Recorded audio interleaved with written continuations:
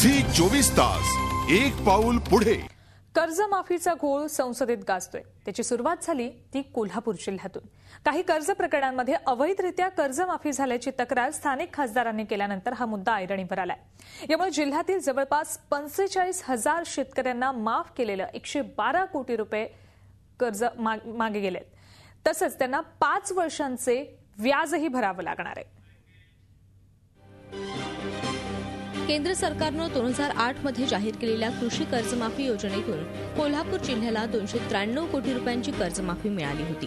मात्र काही कर्ज प्रकरणांमध्ये घोळ झाल्याची तक्रार खासदार सदाशिवराव मंडलिक आणि खासदार राजू शेट्टी यांनी केंद्र सरकारकडे केली होती। त्यामुळे नाबार्डनं जिल्हा विशेष लेखा परीक्षकांकडून सेवा सोसायट्यांचं लेखापरीक्षण केलं आणि पीक कर्जाचा मुद्दा ग्राह्य धरला, जो 2008 ची कर्जमाफी करताना ग्राह्य धरला नव्हता। त्यावेळी सरसकट म्हणजे थकीत असलेल्या कर्जालाही माफी देण्यात आली।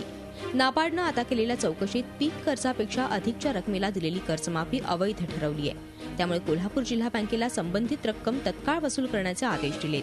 केंद्र शासनाने कर्जमाफी कर्ज सवलत योजना 2008 ची लागू केलेली होती। त्याच्यामध्ये काही अपात्र रकमा निश्चित झाल्या आणि कॅगच्या अहवालानुसार ह्या अपात्र रकमा वसूल करण्याचा आरबीआयनं आम्हाला निर्देश दिलेले आहेत। चौकशीनंतर कोल्हापूर जिल्ह्यातल्या 45,000 शेतकऱ्यांना दिलेली 112 कोटी रुपयांची कर्जमाफी मागे घेतली आहे। तसंच मागील 5 वर्षांचं व्याजही या शेतकऱ्यांना भरावं लागणार आहे। त्यामुळे शेतकऱ्यांचे धाबे तणाणले आहेत। जिल्ह्यातील अपात्र रकमेच्या संदर्भात जे रिझर्व्ह बँकेनं नाबार्डला किंवा नाबार्डनं कोल्हापूर जिल्हा डीसीजीला जे पत्र काढले ते एक म्हणजे प्रकारे चुकीचंच काढले। ह्याच्यामुळं सर्वसामान्य शेतकरी हा पूर्ण भरडला जाणार आणि उद्ध्वस्त होणार आहे।